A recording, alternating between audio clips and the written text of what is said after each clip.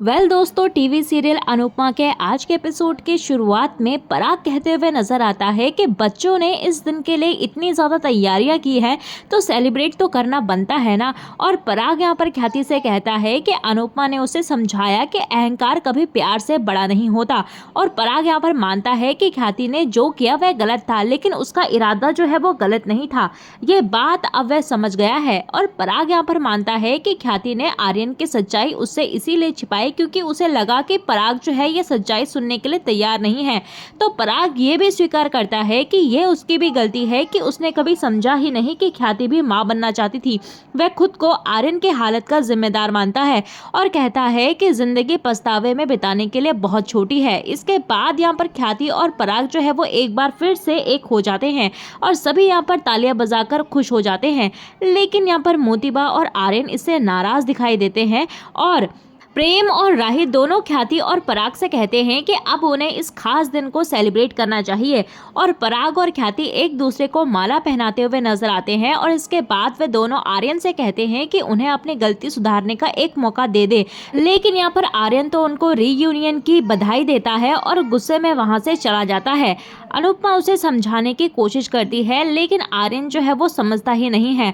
और अनुपमा कहती है कि आर्यन को समझने के लिए थोड़ा वक्त देने की जरूरत है।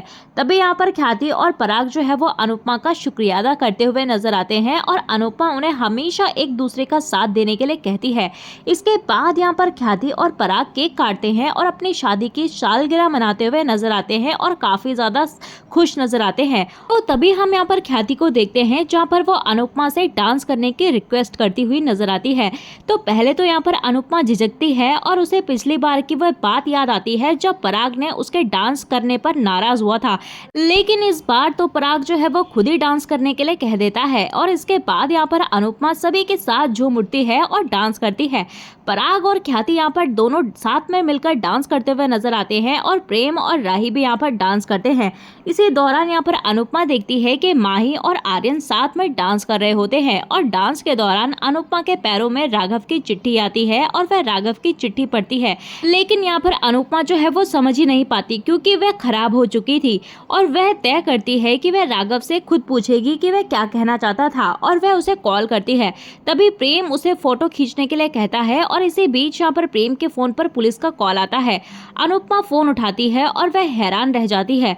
दूसरी तरफ यहाँ पर राघव सोचता है कि शायद अनुपमा को सब कुछ पता चल गया है और वह उससे माफी मांगने का फैसला करता है। राघव तो यहाँ पर काफी ज्यादा घबरा जाता है और इसी बीच यहाँ पर जानकी काकी जो है वो राघव से कहती है कि कुछ मिठाइयाँ तुम यहीं भूल गए थे, इसीलिए वह कोठारी हाउस जाकर मिठाइयाँ डिलीवर कर आए। तो तभी यहाँ पर राघव जो है वो कोठारी हाउस के नाम से हैरान हो जाता है और वो जानकी काकी से फिर से पूछता है। तभी यहाँ पर राघव को पता चलता है कि वह घर जो है वो पराग कोठारी का है और वह सन्न रह जाता है। उसे एहसास होता है कि ये पराग वही इंसान है जिसने उसकी जिंदगी बर्बाद की है और वह सोचता है कि उसे ये सच्चाई अनुपमा को बतानी चाहिए। तभी यहाँ पर अनुपमा जो है वो राघव को जोरदार थप्पड़ मारती है और सभी हैरान हो जाते हैं। अनुपमा गुस्से में राघव से कहती है कि मेरी बेटी पर जानलेवा हमला करने की तुम्हारी हिम्मत कैसे हुई? लोग अपने आसपास मुजरिम को आने तक नहीं देते और मैंने तुम्हें अपने मंदिर में अपनी रसोई में जगह दी, लेकिन तुमने बदले में क्या किया? अनुपमा खुद को कोसते हुए कहती है कि मैं ही गलत थी, मुझे सबने कहा कि क्रिमिनल को पनाह मत दो। मैं भूल गई थी कि अंगारे को हाथ में पनाह देंगे तो वो हमारा ही हाथ जलाएगा। मैंने अपने परिवार और पूरी दुनिया के खिलाफ जाकर तुम्हारी मदद की, तुम्हारी माँ से किया हुआ वादा निभाया, लेकिन ये मुझसे बहुत बड़ी गलती हो गई। अनुपमा यहाँ पर रोते हुए कहती है कि गलती मैंने की और उसकी कीमत मेरी बेटी को चुकानी पड़ी। अनुपमा यहाँ पर राघव से गुस्से में पूछती है कि मेरी बेटी ने तुम्हारा क्या बिगाड़ा था, तो राही से तुम्हारा क्या दुश्मनी थी? अनुपमा यहाँ पर गुस्से में राघव का कॉलर पकड़कर उसे झंझोड़ती है और उससे पूछती है कि आखिर उसने राही पर हमला क्यों किया। अनुपमा राघव को गुस्से में धक्का देती है और लीला अनुपमा से कहती है कि मैंने कितनी बार कहा था कि ये खूनी है, इसके ऊपर भरोसा मत करो और इसे जो है वो घर पर मत रखो, लेकिन तुमने मेरी बिल्कुल भी नहीं सुनी।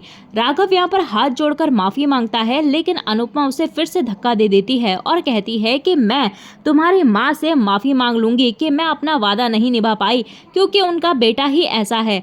अनुपमा यहाँ पर तोशु को कहती है कि वह पता करे पुलिस कहाँ तक पहुंची।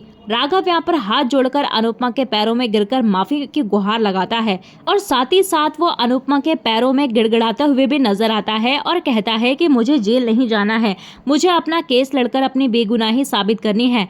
उस आदमी ने मेरी जिंदगी बर्बाद की है। इस पर तोशु कहता है कि तेरी जिंदगी तो अब बर्बाद होगी। राघव यहाँ पर माफी की गुहार लगाता है, लेकिन अनुपमा उसकी कुछ नहीं सुनती और सभी लोग उस पर गुस्सा करते हैं। इसी बीच यहाँ पर तोशु जो है वो पुलिस से पूछता है और उसे पता चलता है कि पुलिस जल्द ही वहां पहुंचने वाली है। राघव डर जाता है और वहां से भाग जाता है। सभी हैरान हो जाते हैं और उसके पीछे भागते हैं। अनुपमा उसे ढूंढने की कोशिश करती है और सोचती है कि उसने राघव की मदद करके बहुत बड़ी गलती कर दी है। उसे चिंता है कि अब जब राही को यह पता चलेगा तो वह कैसे रिएक्ट करेगी। इसी बीच यहाँ पर लीला और पाखी अनुपमा को दोष देती हैं, लेकिन बापूजी कहते हैं कि शायद राघव को सच्चाई बताना चाहता था। किंजल भी बापूजी की बात से सहमत होती है, लेकिन अनुपमा साफ कह देती है कि अब राघव के बारे में वह कुछ नहीं सुनना चाहती। दूसरी तरफ यहाँ पर कोठारी हाउस में सबको ये खबर मिलती है कि राही पर हमला करने वाला शख्स जो है वो वही था जिसको अनुपमा ने शरण दी थी और मोतीबा यहाँ पर अनुपमा को ही दोष देती है, लेकिन प्रेम कहता है कि उन्हें पता ही नहीं था कि वह ऐसा करेगा।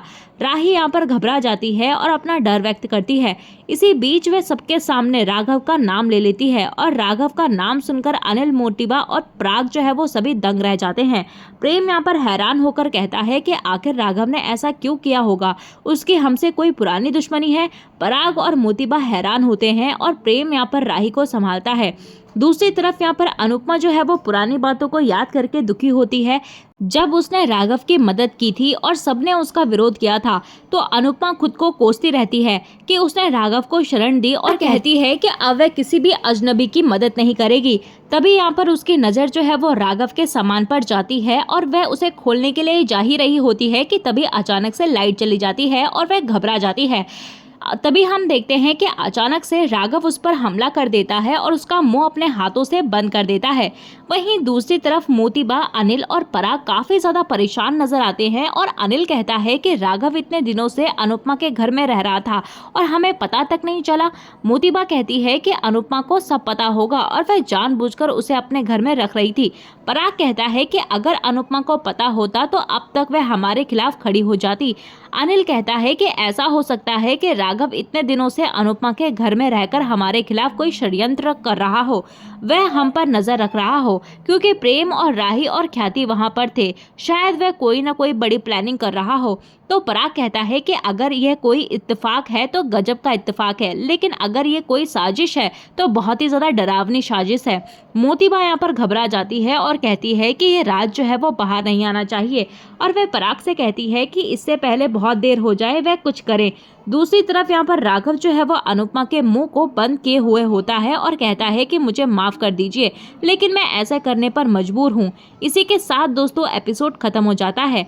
तो अगले एपिसोड में देखने को मिलेगा कि राघव अनुपमा को पराग का राज बताता है और वह कहता है कि राही और मेरा ससुराल एक ही है। दूसरी तरफ यहाँ पर राही भी अनुपमा पर गुस्सा होती है और कहती है कि उसने तो पहले ही उसे वार्न किया था, फिर भी अनुपमा ने राघव का साथ क्यों दिया। वह अनुपमा से कहती है कि हमेशा ही उसने दूसरों के लिए अपने परिवार को मुसीबत में डाला है।